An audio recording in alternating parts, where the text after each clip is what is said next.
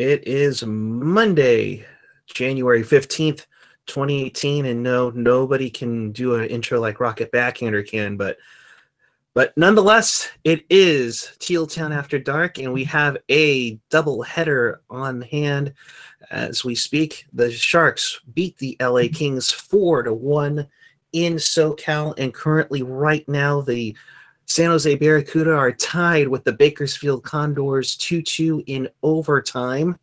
So we'll be talking about both games on hand this afternoon on Teal Town After Dark. Of course, if you want to be a part of the show, and of course that's what we're here for, we're the live and interactive post-game show for your Sharks and Barracuda. Hit us up on the YouTube chat or on the page or on the app. Of course, make sure you subscribe here. We do this after every Sharks game. And for more info, hit us up on tealtownusa.com or any of our social media channels, whether it's Facebook and all that fun stuff. And there's that beautiful t-shirt, which I might have a couple left of. And we need to convince Bring Hockey back to order some more. So nonetheless, let them know that you want that shirt again. Now, let's say hello to Mr. AJ Strong. Hey now. And joining us as well, what is a fancy new background I see? It's good. It is Mr. Alex Martinet. How you doing? Good. So it's been a while since we chatted. When did you get the background done? I've been working on this for about the past 2 weeks, off and on. So I think I did one episode with you guys, like with the Kings or whatever, like the first or something like that. It's just I had a lot of stuff in this room. I had to clear it out. Nice. Looks good. Both of you guys' backgrounds look good. Nonetheless, so we were going to talk about the CUDA first, but they are still playing, so we'll hold off on that. So let's talk about San Jose's 4-1 win over the Los Angeles Kings. Gets into 52 points on the season. And first period, I thought the Sharks played a pretty stellar game offhand. I thought they looked really promising. And of course, they get the goal early on. As I pull up my stats as I'm trying to talk, that's great, Eric. Way to go. Because that's so NHL.com, right? Chris Tierney with a nice tic-tac-toe pass from Donskoy and DeMello makes it 1-0, 4:38 into the game. I think AJ, Donskoy's just, I think we can call him Cinnamon because he's on a roll. Dude, he's catching fire right now, which is just like something that we needed for a while. The funniest thing, let's not get crazy. No, not get crazy. I mean, thank God, Donskoy is doing really well, but the best line of the night by far during the second period, well, obviously not the night, the afternoon, but the best line of the afternoon coming from Randy Hahn talking about how Bodker kind of flubbed a chance during the second and basically kind of called Bacher out on TV saying, this guy, he's on a line that's on fire. He's got it's just kind of like, yeah, imagine how great the Tierney line would be if Bacher wasn't on it. If you had somebody that could finish. I mean, what an amazing line that would be. Absolutely. Alex, what did you take from that line? Yeah, that was probably the best line, followed by Couture's line, but Donskoy has been on fire for the past 3 or 4 games. And I don't know if it was just the rest or he was nursing an injury that we don't know about quite yet. But he has just been playing fantastic. I think he might be a person you keep long term if this is his rate going forward. In terms of Bodker, I think the real battle is between Bacher and Hansen, and I think I've liked Hansen's defense a little bit more than Bacher's, but that's about it. That line has been fantastic for the past 3 games. Absolutely. Overall in the shot department, San Jose had 13 to LA 6. They played pretty solid overall. Martin Jones played a pretty solid game after a horrific first period last time out against the Desert Dogs. But moving on to the second period, the Sharks also, I think, took it dominating early on, although LA came on strong in that period, outshooting, or as they were barely outshot by the Sharks 15-13. However, Barclay Goodrow, the fourth line, came through with a decent game, and it was assisted by AJ. What? Good Dilly. There we go. That's what I'm talking about. Assisted by the Dilly of DeMello and Dylan at 8:52. Nice shot. Came right off to the rebound, right to Barclay Goodrow. Gets in the goal. I would have said at that time, Goodrow had as many goals as Mikkel Boedker. But second period, guys, what did you take from that, Alex? The first two goals, DeMello kept the puck in the zone, and he helped set up both Donskoy's goal or pass. And I thought his play really stepped up tonight, or this afternoon. It's kind of weird. I've always wondered why they scheduled these games at 1 p.m., but whatever. It's a side point. I don't know what you think about DeMello, but I think he's been off. He's been really inconsistent, working inconsistent on the bank. But it's going to be interesting what the Sharks do with him now that Paul Martin isn't a part of the team. We're at Barracuda now. We'll find out tomorrow morning at 9 a.m. And we'll discuss that a little bit further later on in the show. I don't know. I liked a lot of what I saw in the Sharks first period. I was a little stressed, and I'm like, Sharks typically, historically, don't do well in matinee games, and then matinee on the road, oh, forget about it. Tonight, I thought they came out and dominated the hell out of the first period. I mean, what were the shots on goal after the first? It was ridiculous. Like 11-3, 12-3. It was something silly like that. Chances were like 11-1.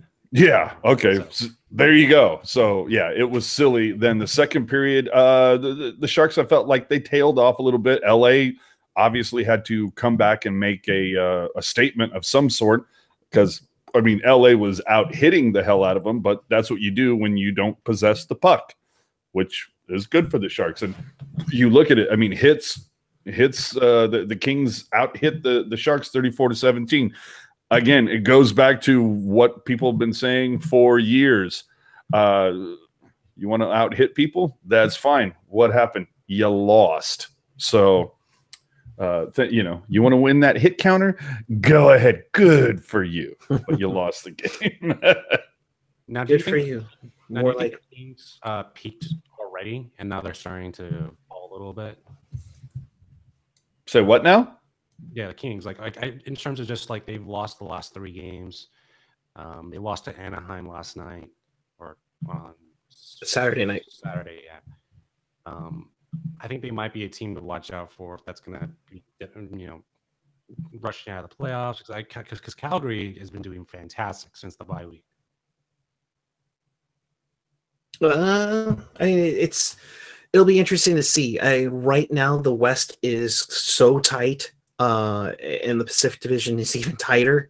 It'll be really interesting to see how this shapes up, because a streak, whether it's up or down, as we've seen with Calgary and LA, it's so huge. It can change the division, the standings like that. So it's incredibly crazy to think, because I mean, the Sharks can go on like a 5-game winning streak. Boom, they could be in second place by the end of the week. They go on. Let's not get crazy. But that being said, they lose the next 4. Before the All-Star break, they could be down to 12th in the West. Yeah. So it's crazy. It's a good streak to have. I mean, I was almost going to say, if the Sharks keep losing, I think maybe that PDB needs to just have a tirade and throw his stick into the stands at Shark size, because that's how Calgary's gone ever since Gullickson's tirade on the ice during practice. The Flames have won 7 in a row. Well, so, Calgary on a 7-game win streak. I mean, where did this come from? The spectacular. LA now on a 4-game losing streak after today. So again, pointing out that the Sharks have 2 games in hand on the Kings and are only back a point. I mean, we could be talking in a couple days. I mean, next weekend, because the Sharks do have a ridiculous schedule coming up over where they're playing like 7 games over the next 11 days. So we could very easily see the Sharks could take this opportunity and try to go on a roll. And again, only 2 points behind Calgary with 3 games in hand. The Sharks could very easily be in second place in a week or so, or coming into the All-Star break. They could very easily be, behind Anaheim, sucking on 5th spot. So these games leading into the All-Star break, huge, absolutely huge. 7 out of the next 9 are on the road, I think. So, jeez, yeah. Well, I mean, to make up for December where we were out. Well, sheesh. How many times were it was like game on Thursday, game on Saturday, game on Thursday, game on Saturday? and on top of that, guys, like I mentioned before in a previous episode, or maybe it might have been Technologist AJ, I'm not sure, but they had their holiday break, so they beat the LA Kings on December 23rd. They had their 5-day holiday break, come back, play 4 or 5 games, then have like a 5-day break. And now they come back again, play 7 games, and then they'll have the All-Star break. So they've pretty much condensed their January schedule, and squeeze a chunk of games here, there, and everywhere, as the Sharks had not been, they kind of had a light schedule, and that's where they've played at one time, and maybe, correct me if I'm wrong, guys, I think they have the fewest games played in the conference. If they don't, it would surprise me. I mean, right. It's so funny how we talked about how uncompressed the schedule was for the Sharks for the first half of the season. So now, of course, because of that, it's going to get really compressed now. I mean, I can't remember a time where the Sharks didn't have at least a game in hand on 3 other teams in the Pacific. So it's going to be tight. But I want to go back to the what I consider the top line being Tierney, Donskoy, and Bodker. And now Bodker, but Tierney and Donskoy, holy crap, what have they done the last 2 games? And then having to go to Arizona tomorrow. Whew, I mean, give me a break, man. And DeMello I mean, dude, if DeMello is not trying to tell the Sharks that, yeah, you did it was the right thing to put Martin on waivers. That's what I felt like DeMello was trying to tell the organization to do. Yeah, DeMello had a nice, solid game with an assist and with Dylan, which I think we honestly could say was a little bit of a concern going into the season is, will these guys be okay to play during the season? But so far they've done the job. But again, we'll talk about the depth on this team and the defensive situation a little bit later as we get into the third period now, where things started to break out a little bit. I'm guys, am I reading this right? Mikhail Bodker scored? Yes. Hey, Bodker scored? You know what? Bizarre things happen. You want to talk about something bizarre? I'll show you bizarre. Okay. This is bizarre. You gave them hats, right? You gave them hats, right? But you want to talk about bizarre? You still gave them a man bun. Heck yeah. I be accurate. I'm just saying. I mean, that's just bizarre. If you're going to give them a lid, it's just bizarre to give them a man bun on top of it. This hat doesn't fit that well. I am so jealous right nothing now. So Mikhail Bodker has now put his average goals or million per goals at 1 million per goal. He gets his 4th on the season, and it's Donskoy and Tierney again. You guys mentioned it already. On the goal there at 9 minutes 11 seconds of the 3rd period, it makes it 3-0 San Jose. It's like, we're playing the Kings, guys. It's 3-0. Yeah. And sure enough, nearly 4 minutes later, Trevor Lewis scores a power play influenced goal from Gabrick and Kempe to make it 3-1 LA. But that was pretty much all they got. As they're showing on NBC Sports Network, they are already covering the ice. There must be a basketball game going on later today. Basketball? Yeah, it looks like I think the Clippers are going to be playing later tonight. So they're already covering the ice at Staples Center already. That's a crazy turnaround. Nonetheless, Joe Thornton gets his 10th goal of the season on the empty net from Braun and Vlasic. Yes. And Vlasic did score an assist on that one, guys. Just making sure.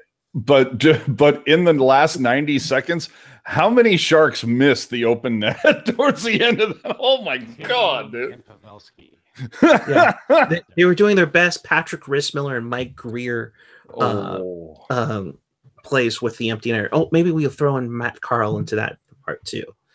And to be fair, it looked like Joe Thornton was not trying to shoot the puck, but he was just swinging at it at that point. So yeah. Hold on, real quick. Hey, Alex, can you check your cable connection? Yeah. Something seems weird. I think maybe it's the XLR into your mic or something. No, it might be just the echo from the wall. No, there's no echo. It's that there's like a little bit of static, and your volume's a lot lower than the rest of us. So that's why I'm saying it might be a cable connection or something. Yeah. While we do that, but let's give it up for Alex's fucking.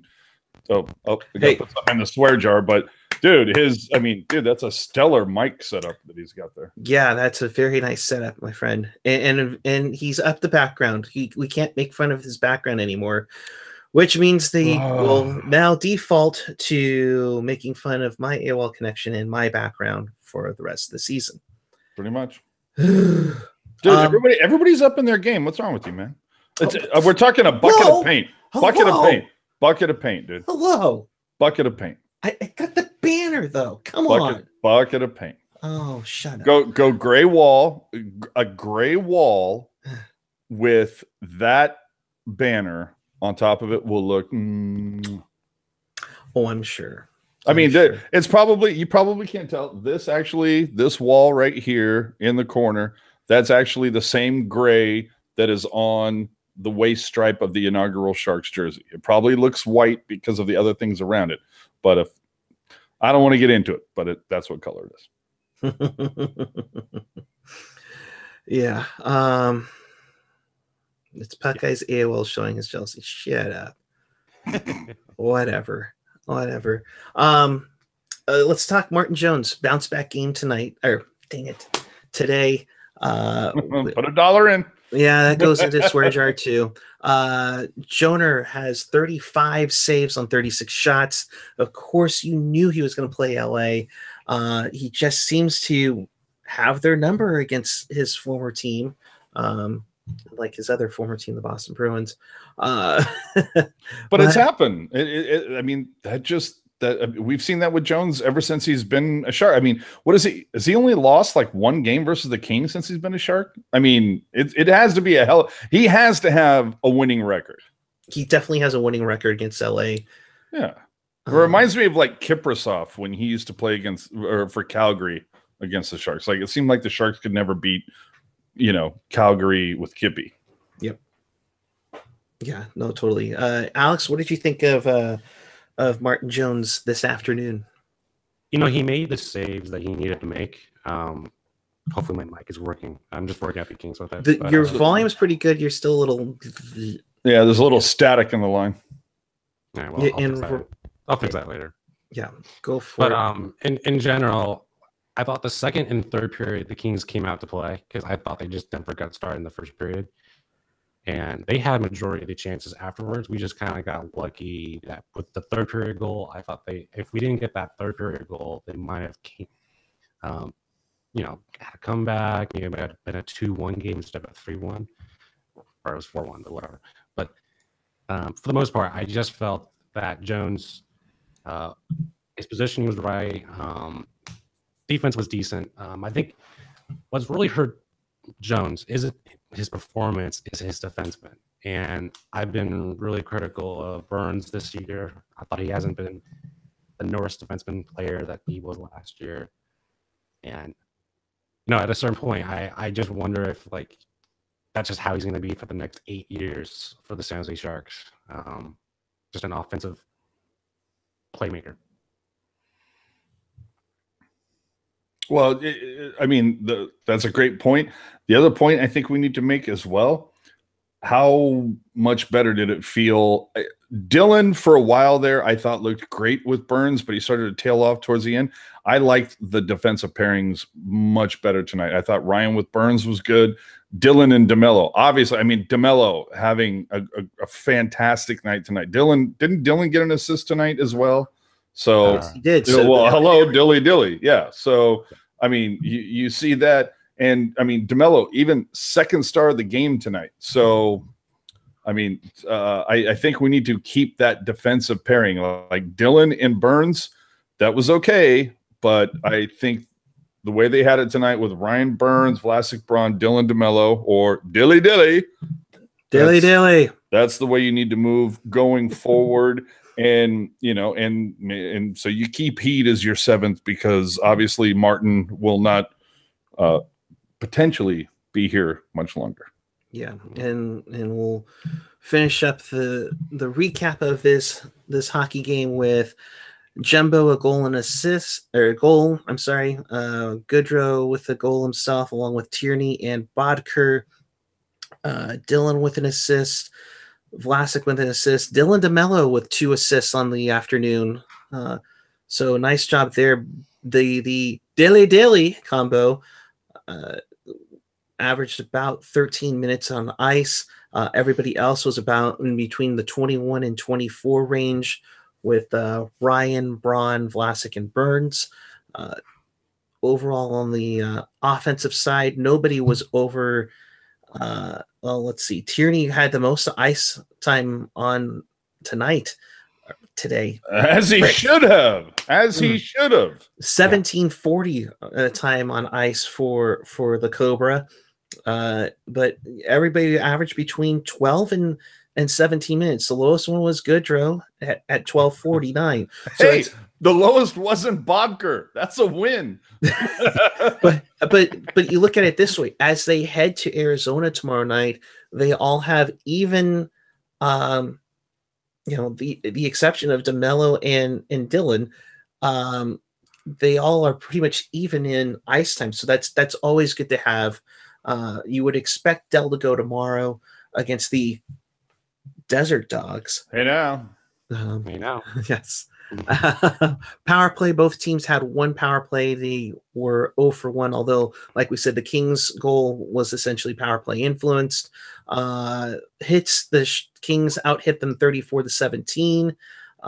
They were virtually even on blocks, 17-15, and just a slight scouch, as AJ would say, advantage to the Kings for giveaways from 12-11.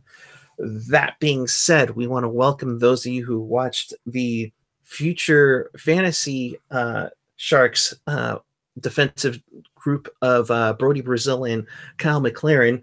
But hey, K-Mac, if you're watching, sweet tie today. This is Teal Town. That was damn sharp. Yes. This is Teal Town After Dark. This is your live interactive Sharks post-game show. Make sure you do a favor, hit the subscribe button down below or to the side. Our button is bigger than the other guy's big red button. Absolutely. It's an amazing button. It does amazing things. Tremendous things. Yes. While we went on the air, we told you that the game between the CUDA and the Condors went to overtime. And I'm happy to say, AJ, get ready. That's right. Nick DeSimone with just 5 seconds left in overtime. Wait. Oh, yeah. Come on now.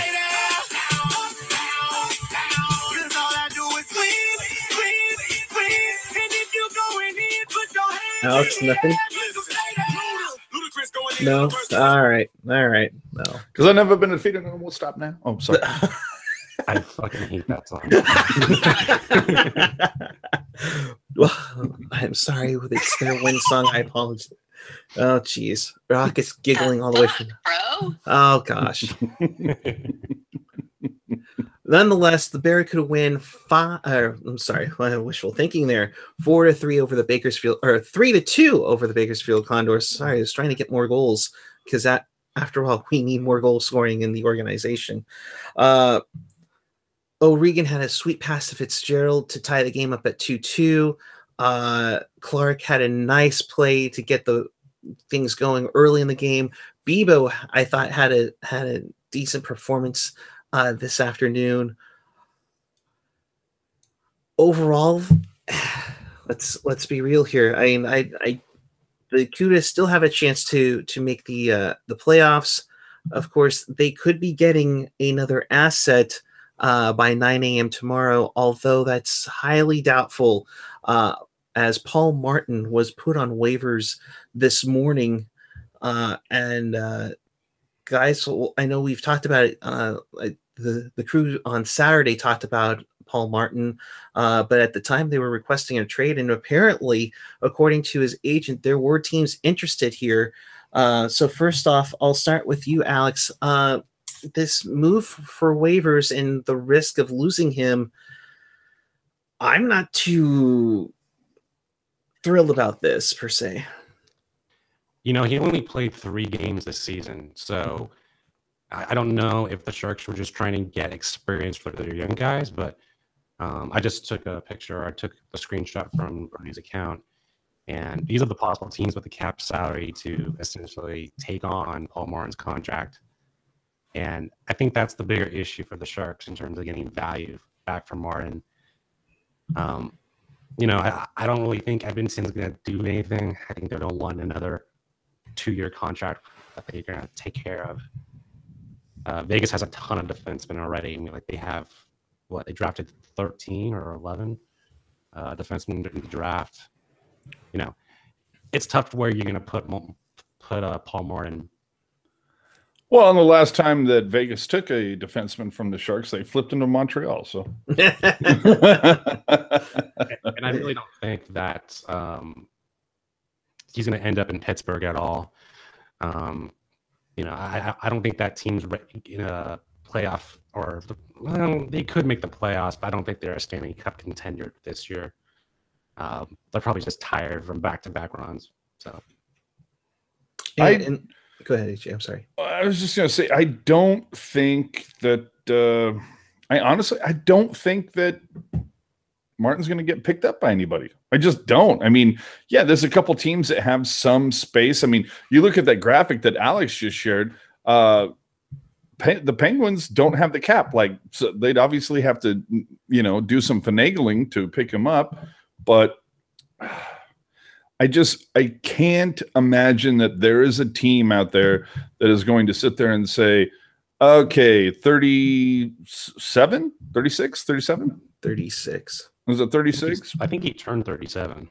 Okay, so okay, one of you guys Google that, but I mean, I'm thinking 37-year-old guy, and I mean, you go back to earlier shows when, okay, I need to either like mute Puck Guy or something because all I hear is the click. Sorry, I'm doing my research.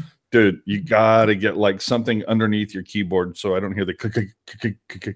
But with Martin, I just can't see. I was not a fan of this contract. I was a fan of bringing him over when I saw 4 years at like $4.25 per. I was like, 4 years? I wasn't that thrown off by the money. I was thrown off by the length of the contract, considering his age. And I know that defensemen's they've got a longer shelf life, blah, blah, blah. Still, I was like 3 years, I think, should have been perfect for that.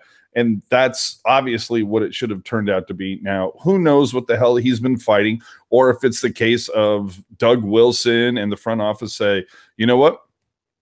We got Heed and Ryan for a song right now versus, I mean, you could have what, 3 Reeds or 3 Heeds and Ryan for what you could, for Martin.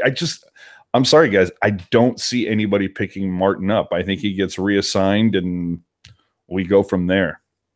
If you put Paul Martin on this team, then that means we have to do another round of line, blending. And that was a real struggle for the first quarter of the season about chemistry, particularly on the forwards. I thought that was more of an issue. But in general, I'm just not too sure who would want someone who didn't really do so well in the playoffs last year against Edmonton, and even against the Penguins 2 years ago.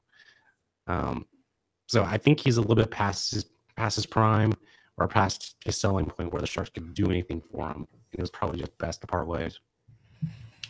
But the thing is, and you bring up a good point about chemistry, they seem to have found some with these defensive pairs, although today they, kind of the end of Arizona and the Sharks, that you saw some of the defensive pairs kind of flip around a little bit. And that plays into a role, which is why you see Vlasic and Braun paired together. That hasn't changed unless, one of those two has a crap game. But there's 2 things I want to bring up. And the first one I think is, okay, let's be presumptuous and be by 9 a.m. tomorrow, Paul Martin's a member of another NHL team. What happens if, say, and heaven forbid this happens to us, but what happens now if one of the kids goes down? Like if he tries to block a shot and, Well, he didn't play tonight. Well, that still at the same time, that's but what that's the whole thing. With. But you can sit there and go, say DeMello goes down tonight from blocking a shot. Who comes in? Heed. Hello. Okay, so they're rolling with 7 right now. Yeah, but you need to have some type of depth. And talking with Kevin, talking to what I guess we'll call him our Barracuda insider, Mr. Tolnick. Are they prepared to have Jacob Middleton be the guy in the press box just in case another defenseman on top of somebody else were to go down? And I mean, it's a concern about depth, and we won't get into the drafting defenseman thing because we'll be here forever in 3 days. So, but I just concerned Alex and AJ. It's just, this is, I mean, I get it. And you guys make a great point as to the cap space. I was a little iffy on the cap space itself, but man, I'm concerned if he's going somewhere else. I'm not, but Alex, go ahead. Care. I don't particularly care. I think the league itself is getting younger and younger, and with an emphasis on speed. And I think that's just something Martin can't handle at this point. He's best as a third-line defenseman, and a third-line defenseman shouldn't be earning $4.25 million. So, see that, and that's exactly right. The whole thing is, say for some reason Martin gets, this is all hypothetical. Say Martin gets picked up by somebody between now and whenever the end of that, waiver wire expires, but it's going to be pretty easy for the Sharks to find a 6'7" guy for, $1 million or less. It's, that's, top 3, top 2 guys. Those are difficult to find. 6'7" guys, not that difficult to find. Even if they're not on the Barracuda, the Sharks have the cap room. They can find that person. Yeah, no, definitely. Because and like Ian said in the chat, the 4.8 mil for an 8th defenseman. I mean, again, goes back to me bitching about that Martin's contract when they was signed was a year too long. Right. And well, yeah, that's Vegas has like 400 of them. That's true. That's true. And watch, it'll be Vegas that picks up Paul Martin tomorrow. Yeah, go figure. But in speaking of Vegas picking up Sharks, this is another thing I brought into you guys before the show.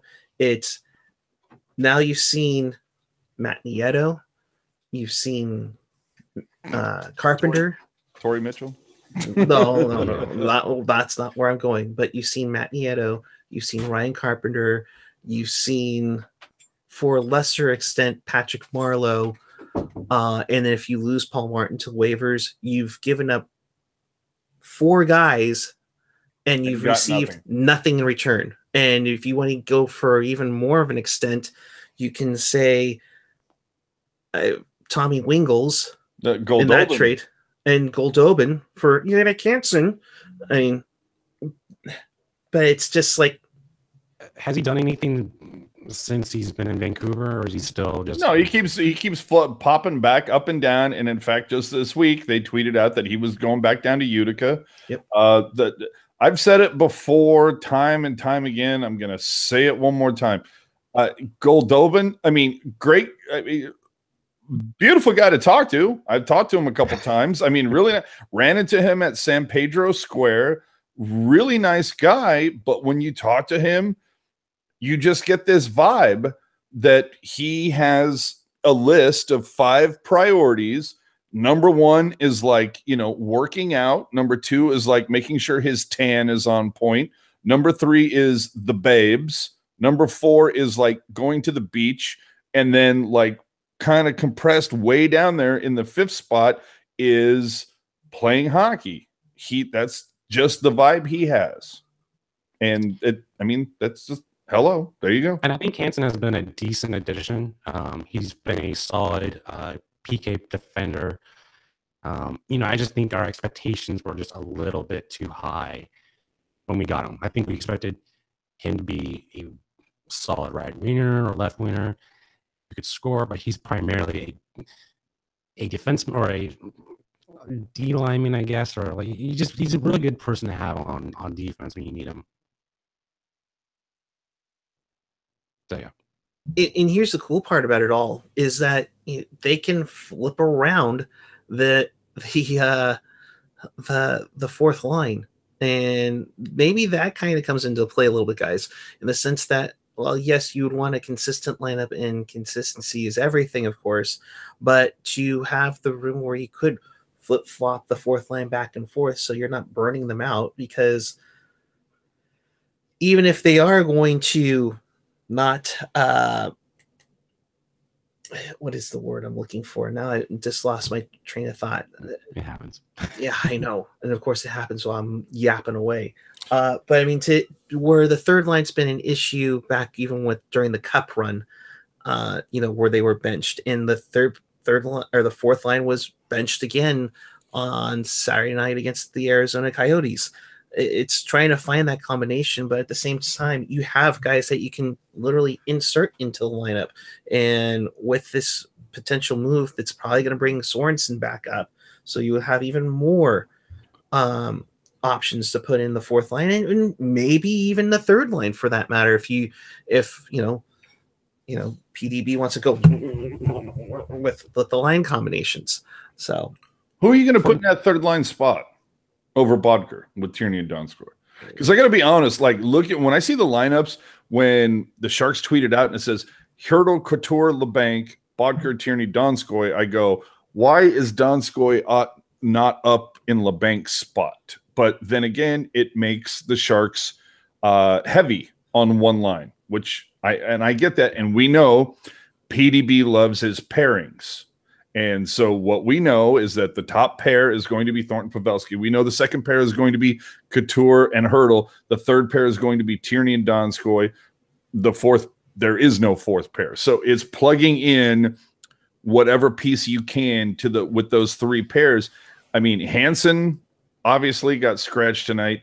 But I mean, Carlson, this is a guy that we saw get looks up with the Joes and has had some good games, but again, is one of those guys that can't find consistency.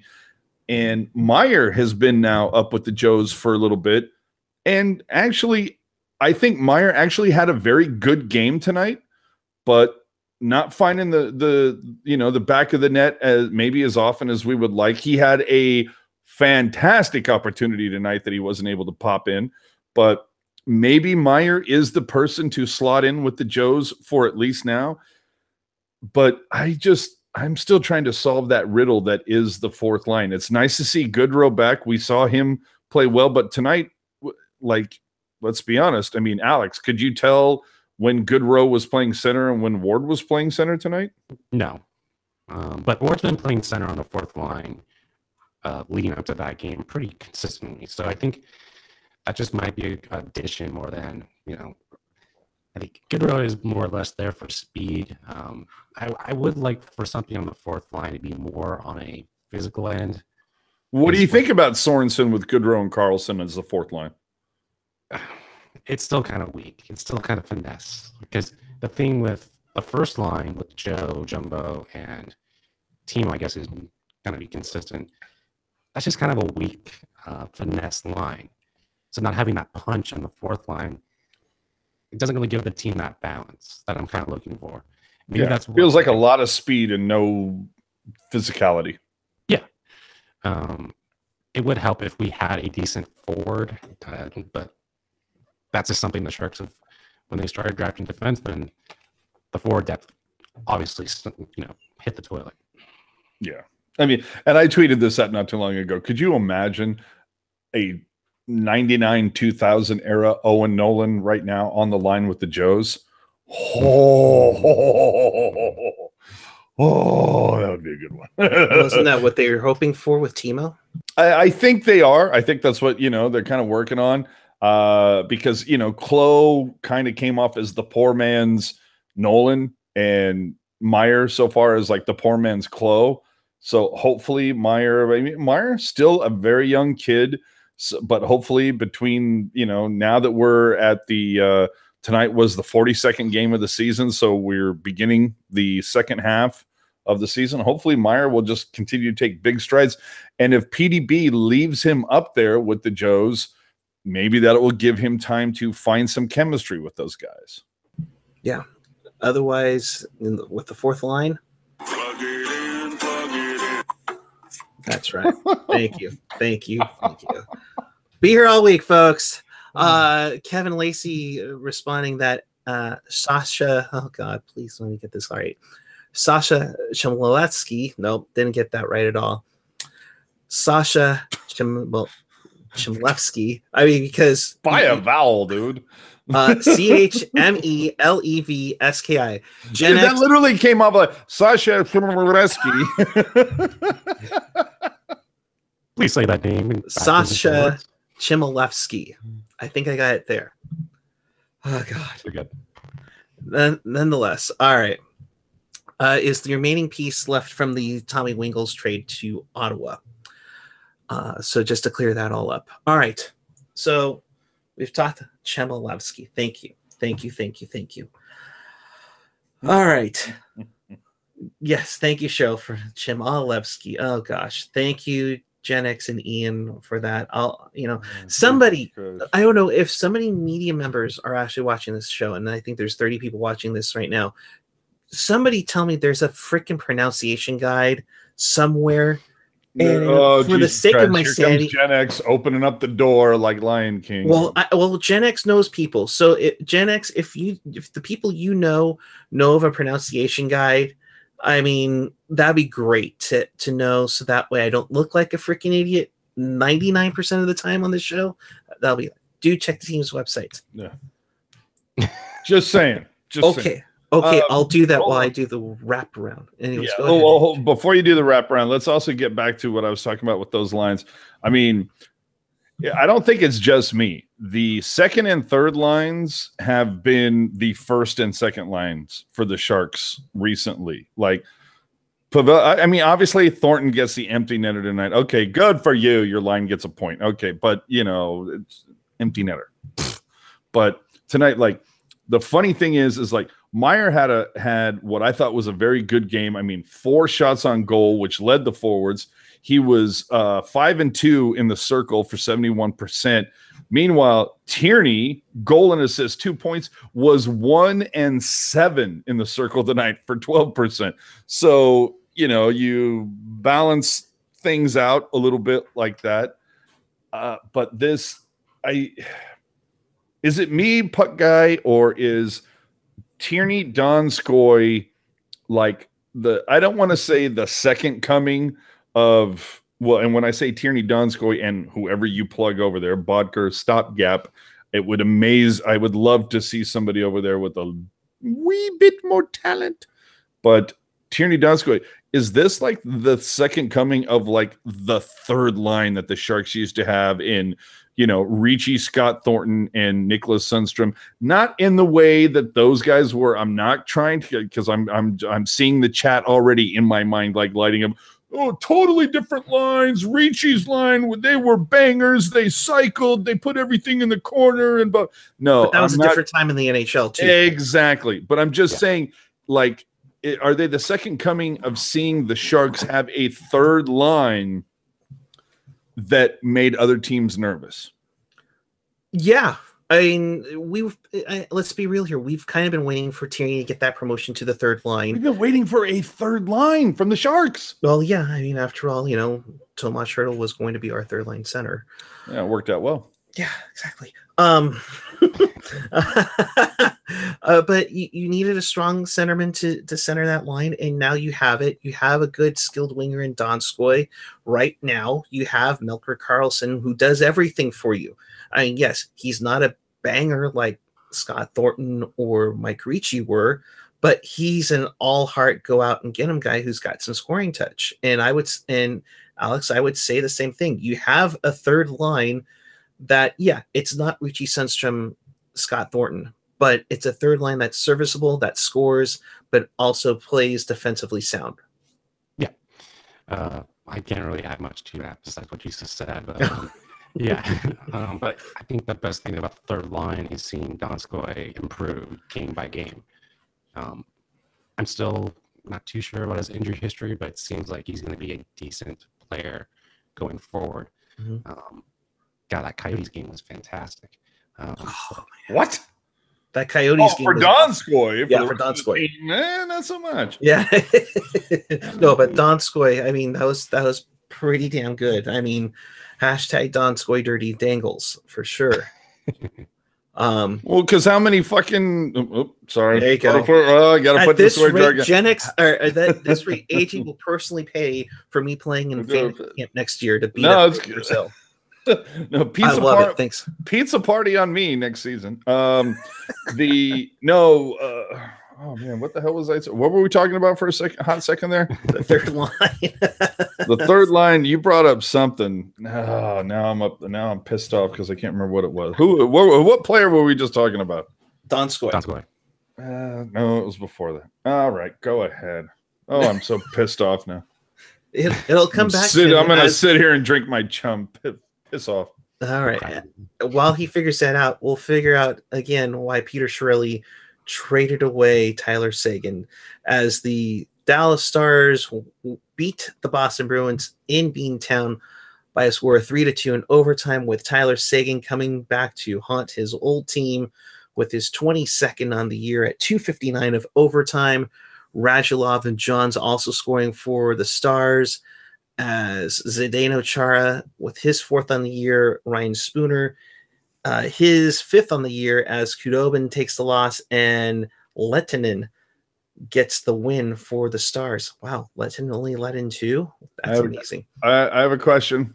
Yes, sir. Did Khudobin pick up the net and throw it at anybody at this game? No. There was apparently no delay of game penalties called, which is so original 6 officiating. Yeah. Lehtinen did not let in a lot. Yes. They let in less than. Speaking of former Sharks that we got nothing in return for, Matt Nieto got his 8th of the season, and along with Nathan McKinnon's 20th and Wilson's 4th on the power play. Can we all just recognize that Matt Nieto has twice as many goals as Mikhail Bodker? Hey, now. Wagner with his 5th for Quackenheim as they lose to the Colorado Avalanche 3-1. Jonathan Bernier with the win for the Avalanche. Of course, you know about the Sharks and Kings, 4-1 the victory over the Los Angeles Kings. The Barracuda won in overtime earlier today, 3-2 over the Bakersfield Condors, the AHL affiliate of the Edmonton Oilers. And if I'm not mistaken, I believe, did I hear right that the All Americans played today as well? I thought I heard either Randy Hahn or somebody say that today. Yeah, they played today. They lost to Tulsa 2-1. Meanwhile, they also had now explain this to me. They had an all-star game, but yet they also had 2 games on hand. Anybody want to chime in and tell me about that? No. Nobody cares. Nobody cares. Nobody cares. But that's like the Sharks playing the Kings and the Lightning playing the Panthers, and that they still have the NHL All-Star game in Tampa. Like, nobody cares. But what? I'm far more excited about the Minnesota Vikings playing the Super Bowl at home. That's all I care about. Not to go on to talk about the freaking football here, but was that crazy or whatnot? Hey, Gen X demands that we talk about that. No. From time to time. It's already, you know. You know what though? We talked about. Here's the funny thing: is I don't know. It wasn't the last episode of Technologist because obviously Eric filled in for that, but the previous one, we were talking something about what the Sharks should do. Like, what do you think the play is with 6 weeks left to go before the deadline? What's available out there? What's going on with the Sharks? Like, there was talk about putting Bodker on waivers, Paul Martin on waivers, and moves that could be made when you take into account how much money the Sharks do have in cap space and the potential players that are out there to bring in. And what the funny part is that Hockey Jerk's comment was, well, maybe we should wait until the Sharks are out of a playoff picture to think about that. And I said, well, that could very well happen by the time we do the next episode. And hello, here we are. So it's going to be very fun to see. Again, between now and the All-Star break is going to be very interesting to see where the Sharks are at. Are they going to just kind of sit where they are, where they keep bopping back and forth between 3 and 4? Are they going to take a leap and leapfrog over Calgary and find their way into the 2nd spot, or are they going to fall back and find their way in the 5th position? And if they do, obviously, we're going to have to talk about where they are. But if they fall out and they fall into that 5th position, I think it's time to discuss and watch this, ladies and gentlemen, how fast the hate comes at me from the chat room. I think it's time, if the Sharks fall into that 5th spot going into the All-Star break, it's time to consider moving Thornton, moving Pavelski, moving big names that are going to get the Sharks value back, because you look at where they are in the West, where the West is as a whole. Nobody in the Central Division has a minus goal differential, for Christ's sake. The Central is on fire right now, and look at the schedule. The Sharks play a ton of Central games coming up. We haven't even faced Chicago yet, if you can believe that. We haven't even faced St. Louis yet. There you go. I mean, there's a lot of Central teams we have not even faced. I mean, we only seen Dallas like once this season, and we like laid a we lost 0-6 by taking a huge dump on New Year's Day. So you've got that. Have we even faced Colorado yet? I don't think so. Yeah. So one game against Colorado. So there's a lot versus the Central, man, and the Central they ain't playing. So I'm one of those guys that I think the Sharks, by the time we hit the All-Star break, I think the Sharks are going to be well out of a playoff spot, out of a wild card spot, and I do think it's time to consider what Thornton will get you, what Pavelski will get you. You make Couture the captain next year, and you start saying that there are, a handful of guys that you're going to keep on the roster. Meyer, LeBanc, obviously Vlasic and Burns, but Hurdle. You got to remember this. This is the end of Hurdle's bridge deal. So you got to extend Hurdle. But what would Thornton and Pavelski get this team going forward, especially when you take into consideration the Sharks do not have a second and a third pick coming into this draft because of, renting Pollock and Spalling and Reimer. But so anyway. But here's the question I say, and I'll play devil's advocate here, and Alex, you can have I'll let you go first on this one.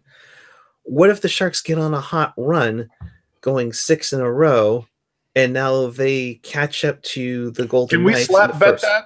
Can we slap bet that? We're gonna slap bet that? Yeah. You think they could go 6? No. I'm just being hypothetical here. Oh my god. All right. Okay, go ahead. As much as you want to slap me around, no.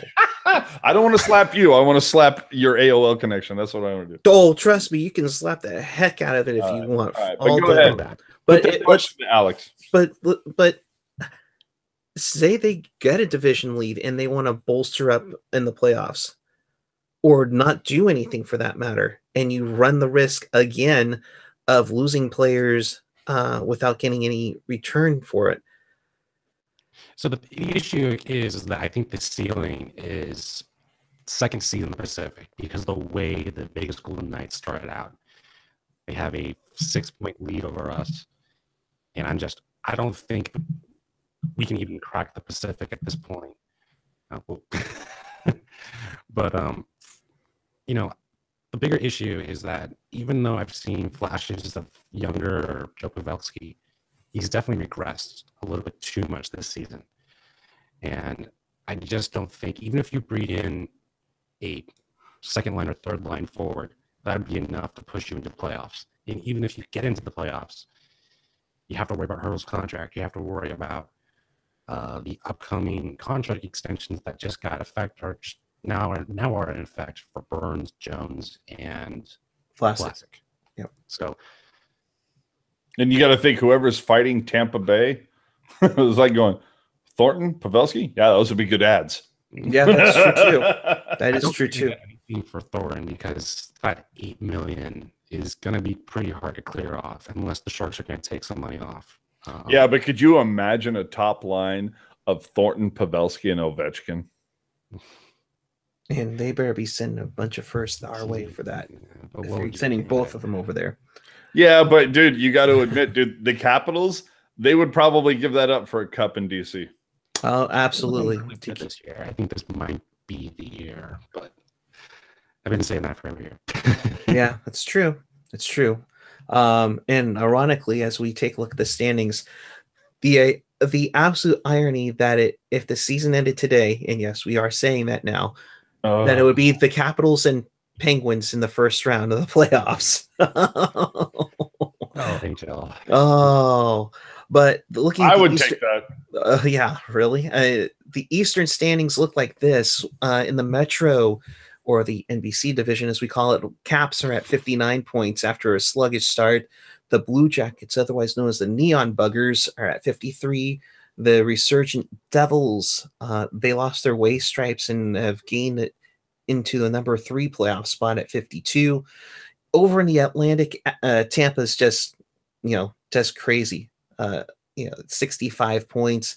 Boston is at 56. Toronto clinging on at the moment at 53 while they're on their bye week. Their wild cards right now are Pittsburgh and the Rangers at 51 and 49 respectively. But right behind them, Philly at 48, Islanders at 48, Carolina at 48, Detroit at 43, Florida at 42, and well, then there's Montreal, Ottawa, and Buffalo. Yeah, nobody cares. Let's look, but real quickly on the chat, Sleepy Mofo saying, what are the conditions of Vlasic's contract?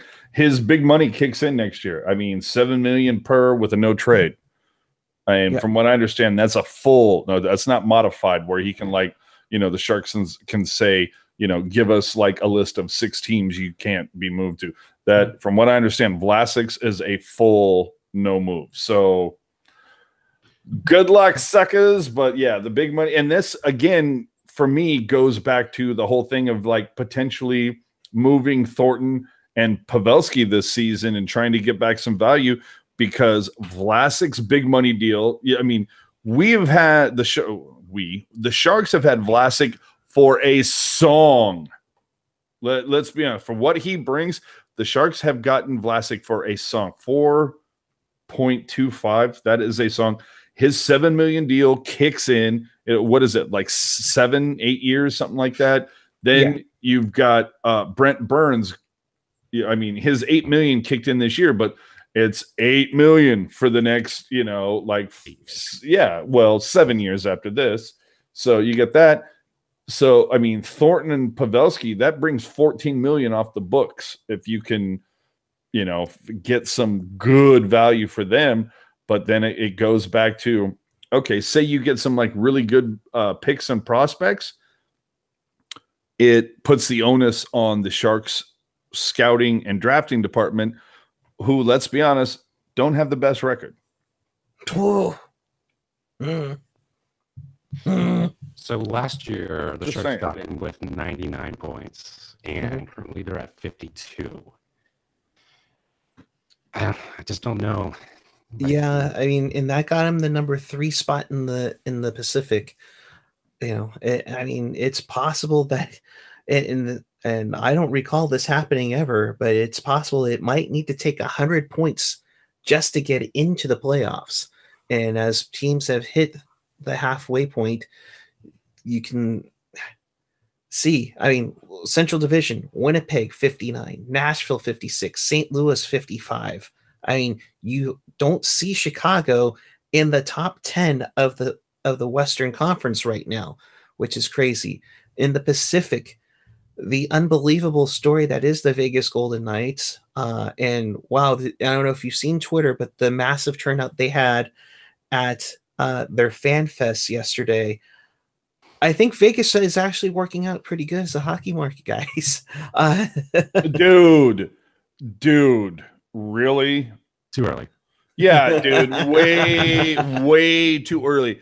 Do you remember? Just like it's way too early for an expansion team to be first place in their division this year. It is way too early for that. But it's, I mean, dude, you cannot sit there and say that and here's the thing too, just to do like a nice callback to back in the day, the Teal Tinted Glasses podcast with Rocket, Ian, and Wendell. I was a guest on there, and I was very adamant saying that I don't think that hockey will play in Vegas long term. I know that Wendell was like trying to rip me a new asshole about it, but I think, oh, I'm sorry, trying to rip me a new shithole. Evidently, that's okay to say because, the president. But anyway, the Vegas hockey, I think, will do great there for the first 5 to 7 years or whatever, because you look at the Sharks, sold out a crap barn, or as the president would say, a shithole, with the Cow Palace. Then they moved to, after 2 years, they moved to the Tank, and it was just a love fest because San Jose finally had a team they could call their own. And I was one of those people. I was like, finally, South Bay guy, finally a professional team I can say is my own. I don't have to sit here and talk about the Giants or the Niners or anything like that. I think Vegas is in love with this team right now for similar reasons. Let's talk about the Golden Knights when it comes to attendance and all that stuff. Let's talk about them in 5, 6, 7 years once they get educated, because there is plenty of tape of fans at the Tank in 94, 95, 96, 97, who just scream shoot whenever the Sharks had the power play.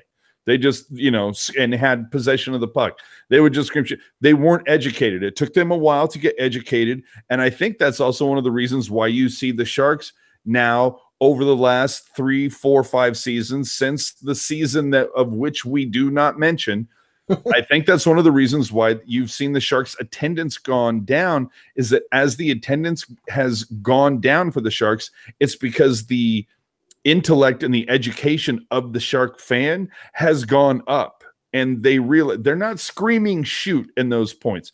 So let's see how Vegas looks in 5, 7, 10 years. Now, let me also put a little asterisk on that and say the Sharks, unfortunately or fortunately, depending on your outlook, they don't have casinos all around the tank like that are handing out tickets to people that are playing blackjack and craps and everything like that.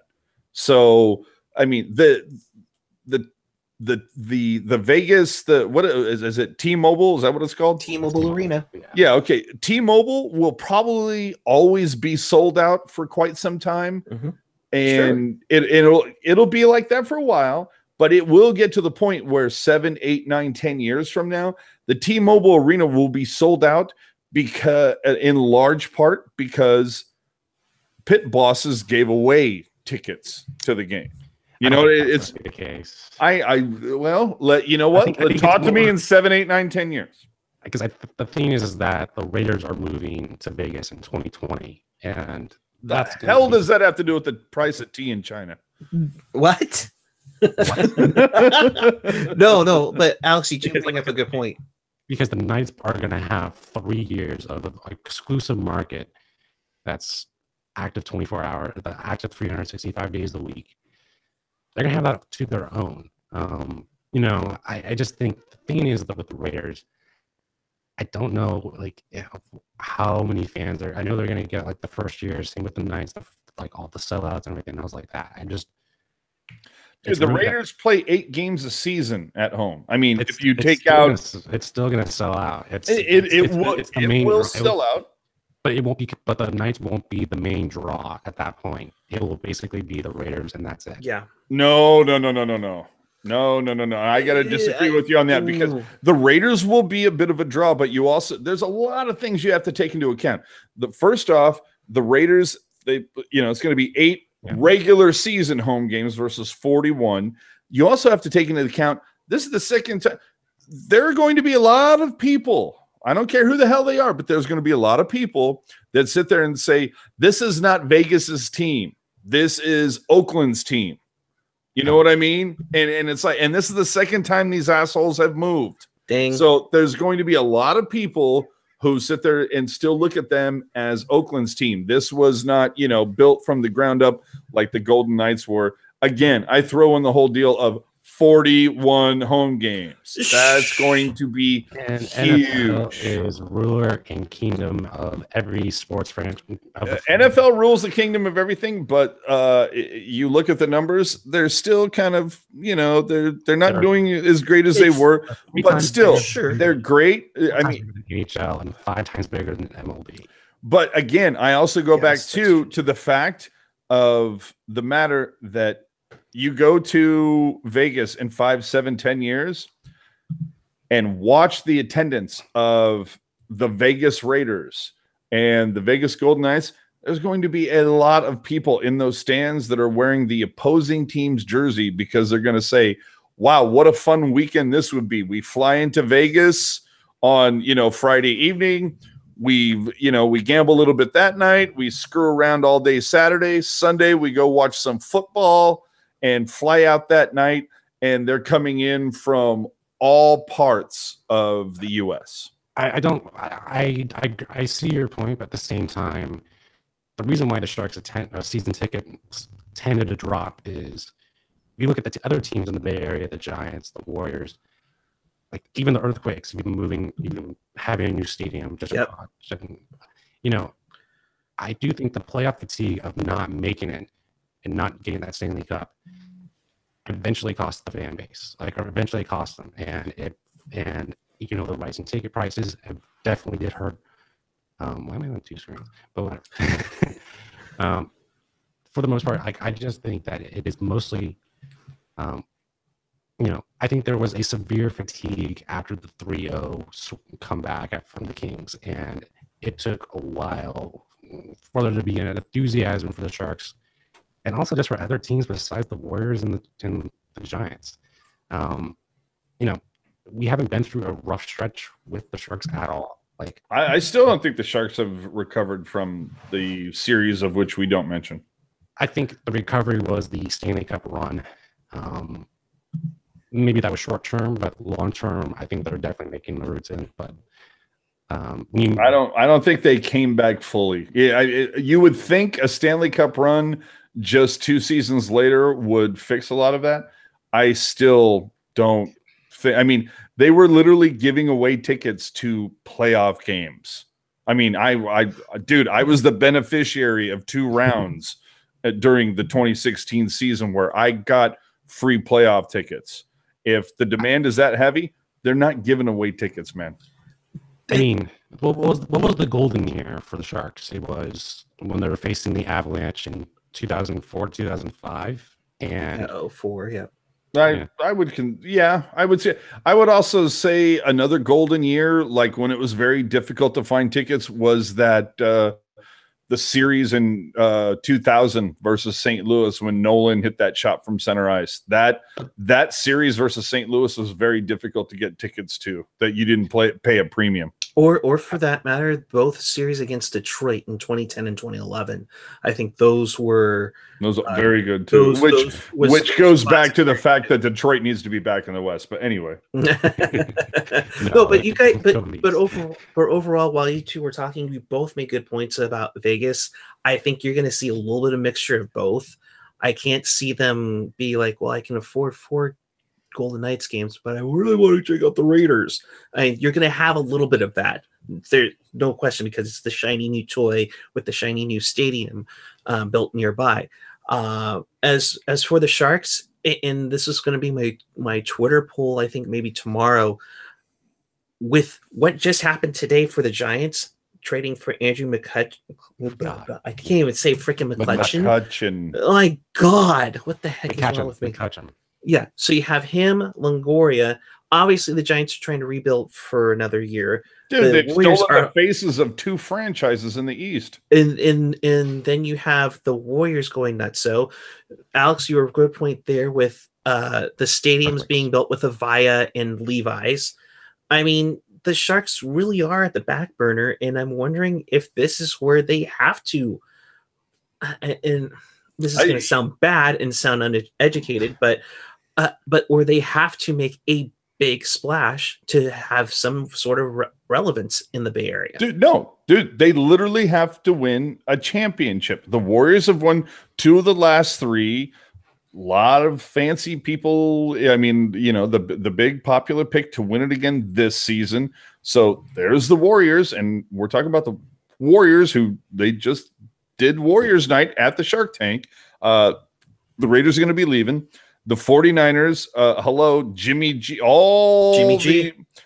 Jimmy G. All the hoopla about Garoppolo. So, I mean, the 49ers have a huge talking point on sports radio about Jimmy G. Now, getting Longoria, getting McCutcheon, the Giants now talk of the town with that. I mean... And then the A's, well, the only thing you can say about the A's, let's be honest, is just it's going to be that recycled talking point of where are they going to play eventually, whether they rebuild a new stadium where they're at or they move it over next to Jack London Square. Jack London Square by 2020. So try 2040 the way this is going. But I mean, either way though, that's the whole thing. Is that, I mean, honestly, if the Earthquakes win a championship next year, the Sharks literally cannot go any lower. The Sharks need to win a championship to be part of the Bay Area lexicon. I mean, you can talk about them all you want as a South Bay team. Everybody like Mountain View South, go Sharks. But, East Bay, north of Mountain View, and even to that, to a certain extent, it's just, no, they have to win something. I think people are tired of them getting close and close and close and close, because I don't know that there's another team in the Bay Area that you can actually talk about that has gone to the playoffs 10 years in a row and I'm just saying 10. I know it's been longer than that for the Sharks, but has gone to the playoffs for a decade and was not able to pull it off. Yeah. No, and how many championships have been won by all the other teams since the Sharks came into the league? Hell, how many championships have been won since just this millennium? Or how many championships have been won in the Bay Area? Yeah, that's what I'm saying. This millennium. In, No, but I'm in, talking about in like you got the 3 with the Giants, and you got the 3 with the Warriors. 3. No, Cleveland still won, but it was still in the Oakland area. Oh, yeah, but you're right on the money here. You have 3 with the Giants. The Niners have 1 in 94. And if you really want to go with and the Niners did go to a Super Bowl. Yeah, and that's the other thing. The Raiders have gone to a Super Bowl since the Sharks have been here. The Niners have gone to 2 Super Bowls since they've been here. Like really depressed. I mean, the A's have made a couple of ALCSs. Even to bring up the A's. No, they don't. But I mean, hey, if we're going around everywhere, we're going out everywhere. The Quakes have won 2 MLS titles and left, and then came back again. There's a lot to go around. Dude, Hell, I felt like you can even go. Dude, since the San Jose Sharks. Yes, but since the San Jose Sharks have been here, the San Jose Ryans the Rhinos won a goddamn championship. That's right. Didn't the Clash win one too? The Lasers or somebody? No, the Lasers were the only. In fact, the Lasers were the only San Jose-based team to not win a championship, aside from the Sharks. Thank you. Don't forget the SaberCats, for that matter. Oh my God! What the SaberCats won like what 3 or 4? Yes, 3 or 4. Yes, it's like Stephen Moffat. I got you, but brutal. Yeah, but nonetheless, we're getting off the rails, like us, or maybe like that BART extension to Berryessa. Actually, you know what though? It's funny. You sit there and say we're going off the rails, but I brought this up. I don't know how long ago. This might have been very early on when this show used to be known as Pucknology, but I put this question out. Would you have, you've heard the question, would you rather? And I will put this to both of you. Now, granted, you both have the benefit of hindsight. Would you have rather been the San Jose Sharks in 1999, who would be a team that would, play for the next 15 years and go to the playoffs for like 13 of those 15 years or 12 of those 15 years? I know it's somewhere in there. Yeah. Or, and not win the cup. Or would you have rather have been the Dallas Stars, who won the cup that season and then maybe made 3 or 4 playoffs over the course of those 15 years? And I'll tell you this, my answer right now, I'll take the cup every goddamn time. Yeah, because that one cup is you can't take it away. Thing. No, you can't take it away. Like Gen X says, attendance was just fine for decades. Fans that are staying away are done spending their money on a team that's not exciting. Yeah, and that's the tough part. And that's a tough part. And I think the Sharks have been trying to do that and trying to convince people to get back in with the promotions and everything. And that's the thing, AJ, if we ever get to talk to JT and the new co-president, Jonathan Becker, that's something that we should address, because that's what's challenging this organization. So, but you know what? Like people have said in the chat, Oakland Skates, San Francisco Bulls, San Francisco Spiders. Hell, we could go. I mean, if we really want to stretch out to NorCal, we can go freaking. Heck, you know what? The Stockton Thunder made the Kelly Cup final. Wouldn't it be really messed up if like the Stockton Heat were like leading their division right now? Oh, damn. See, the thing is, I think I enjoyed Marlowe's career. But whoa, we took a left turn, Marlowe. But this is where I'm going. But in terms of changing the sports scene in the Bay Area, not winning the championship or not winning a consistent championship, maybe like once every 5 years. The thing is that you don't hear hockey being talked at any sports radio in the Bay Area at all. It may be 1 segment, 2 segments in the morning. Whoa! What station are you listening to that's getting 1 or 2 segments? It's honestly, that might be the best. I've never heard 1 or 2 segments. I've heard like a glancing blow. Okay, fine. It'd be 1 segment. That's probably the over. I wish. And even Brody had 1 segment, and he said, "Screw it" to the game. I mean, it's. Let's put it this way, Alex. We do this show because nobody else talks about the Sharks. Exactly. But like for people who grew up with the Niners, like they had that championship. They want to like keep on enjoying it and pass that on. By not having a championship with like the teams with Marlowe and everything else, like even the Warriors were decent, but they never like it was only this run where they actually had some like decent fan base. So they've had good crowds over in Oakland, but they didn't have anything this exciting to get for. And let's also take into account too is that they also had to do a full renovation of their facility back in the mid-90s when the Warriors played at the Tank. Yeah. So if I had to pick one, it would always be the championship, just to change or at least make an impact on the sports culture. But like, it's so tough. Like that's why we're doing this. Yep. Absolutely. So let's get back to standings wise, and to answer your question, AJ, the Stockton Heat are currently second in the Pacific Division, but slightly below the Tucson Roadrunners in the AHL. But meanwhile, as for the NHL, which is the league we know and love, in the West, as we saw as I was finishing up, Vegas at 61, Calgary at 54, LA at 53, the Sharks are at 52. So it's a possibility that they could leapfrog LA with a win tomorrow night against the Desert Dogs. Oh, excuse me. Hold on. Wait a minute. That's right. In the wild card, it's currently tied between Minnesota and Dallas at 53. Colorado with their Long Beach native Matt Nieto at 51. Chicago at 50. Quackenheim at 49. You can keep Vancouver and Edmonton in the race for now, but they are about 10 to 11 points back. But look at those four teams just outside of the wild card. There are parochial school girls that are not that tight. This is a very tight race. Very tight race. Copyright strike. Oh, wow. Oh, I'm sorry. Did somebody else use that joke? Oh, wow. Wow. To get off of that. Well, speaking of get off, let's talk about parochial school girls. Oh, boy. What do you think of Minnesota? What do you think of Minnesota? Are they going to be a contender for the wild card? They have the best home record in the league. It's just I'm not too sure what to make of that team.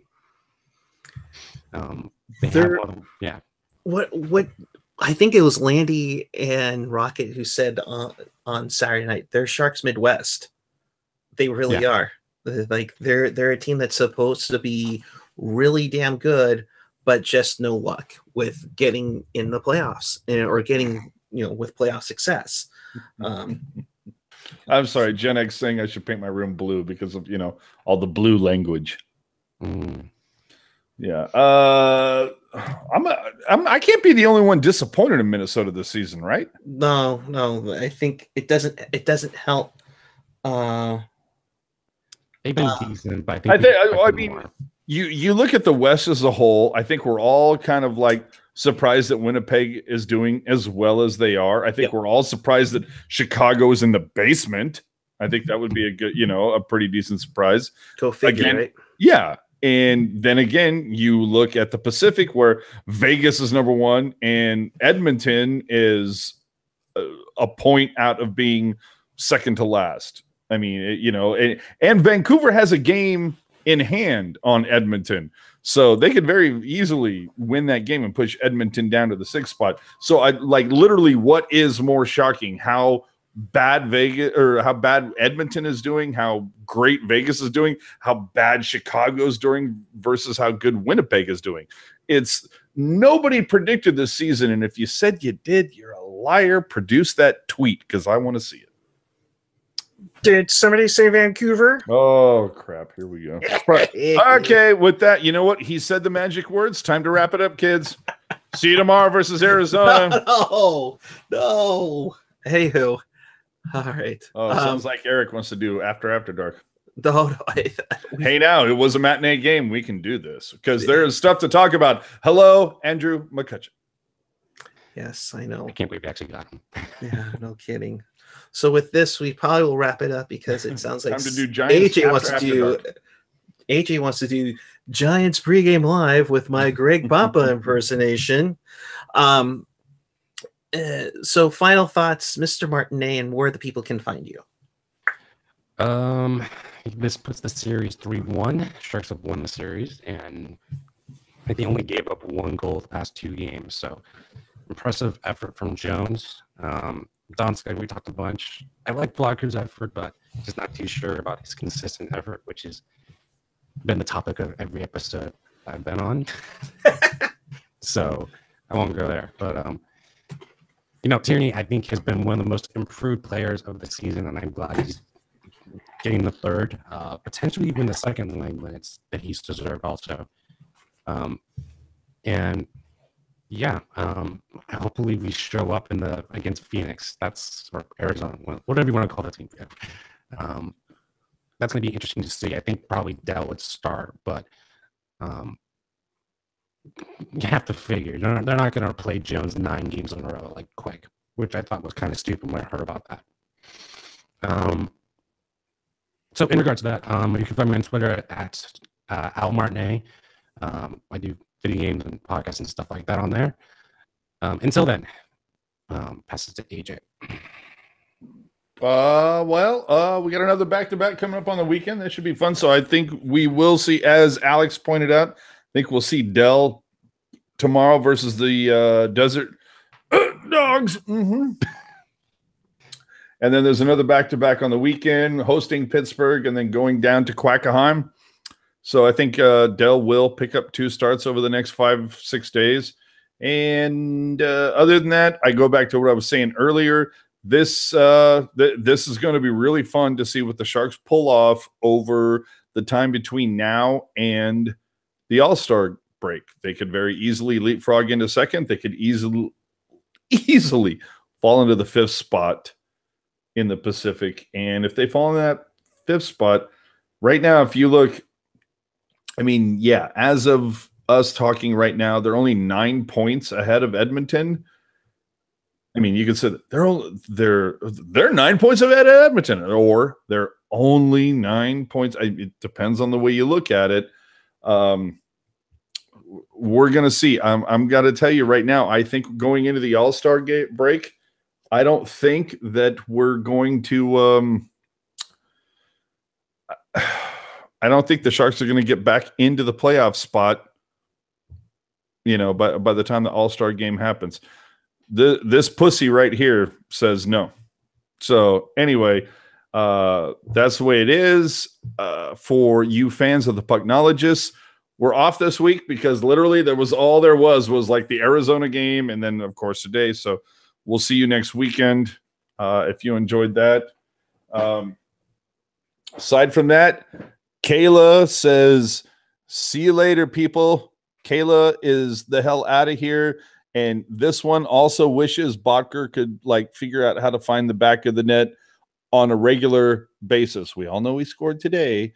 That was his first goal in 20-something games. So Kayla also believes that dude, he's full of it. Oh, at AJ _ on Twitter and Instagram. You can see pictures of my pussy there too. Oh God. For those of you on the audio stream, he had one of his cats on there. Oh jeez. All right. Hey, and she's 13-year-old kitty. If you missed anything or you want to watch this show again or hear it, you can check us out on tealtownusa.com. I'm not even going to go there, AJ. Oh my God.